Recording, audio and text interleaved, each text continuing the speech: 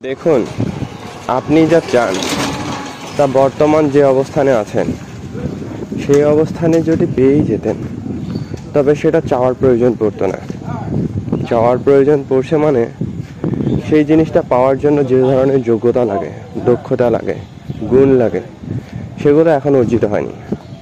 এখন আপনি যদি এই বিষয়টা না বোঝেন, না জানেন, না মানেন, তবে এতটুকুই বলবো, আপনি আসলে যা চাচ্ছেন তা পাওয়ার ক্ষমতা রাখেন না, অন্তত উপস্থিত রাখেন না।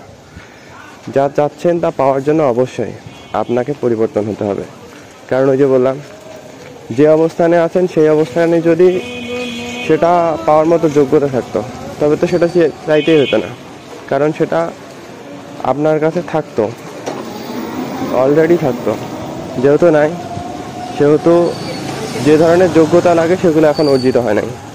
সুতরাং আপনি যদি মনে করেন আপনি যে অবস্থানে আছেন সেই অবস্থানে থেকে যা চাচ্ছেন তা পাবেন, তবে ভুল ভাবছেন। যা চাচ্ছেন তা পাওয়ার জন্য আপনাকে পরিবর্তন হতেই হবে, অন্তত বর্তমানের তুলনায়।